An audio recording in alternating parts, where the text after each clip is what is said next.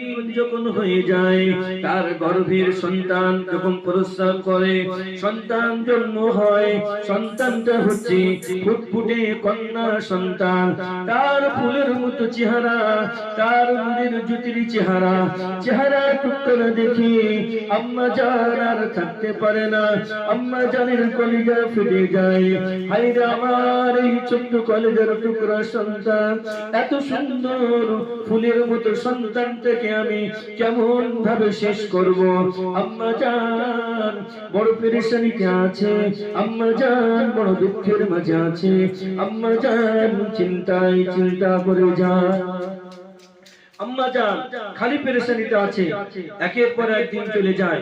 যখন ওই কন্যা সন্তান প্রসব করে, যখন জন্মগ্রহণ করে, আম্মা জান চিন্তা করছে যে আমি এই কন্যা সন্তানটাকে আমি কি করব। এই কন্যা সন্তানটা এত সুন্দর ফুটফুটে সন্তান, এত সুন্দর চেহারা, আজ আমি এই সন্তানটাকে আমি এত কষ্ট করি, এতদিন ধরে গর্ভে রেখে আমি কিভাবে শেষ করব।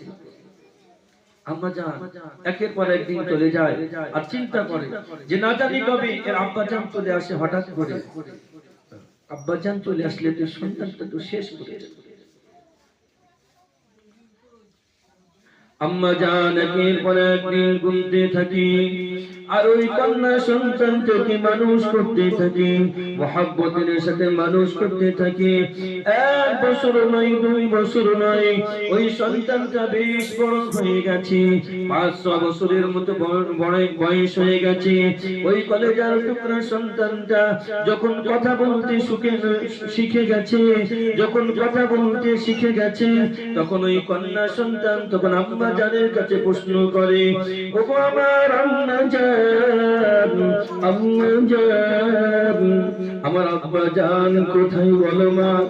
আমি তো আজ পর্যন্ত আমার আব্বা জানকে আমি দেখিনি। আজ আমি খেলা করতে যাই, আমরা যখন খেলা করি অনেকের আব্বা জান আসে, সেই কলেজার টুকরা সন্তানদেরকে তাদের চুম্বন করে বুকে তুলে নেয়। আর আমার আব্বা জান কোনদিন বাড়িতে আসে না, আব্বা জান কোনদিন আমাকে কোলে তুলে নেয় না, আব্বা জান কোনদিন আমার মুখে চুমুন করে না। আম্মা জান, আমার আব্বা জান কোথায় বলো?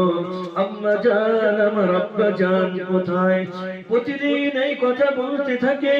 আম্মা জান তখন বলে, মা তোমার আব্বা জান বাণিজ্যে গেছে, তোমার আব্বা জান বিদেশে আছে, তোমার আব্বা জান অবশ্যই আসবে, আব্বা জান অবশ্যই আসবে। এমন অবস্থায় 1 বছর নয়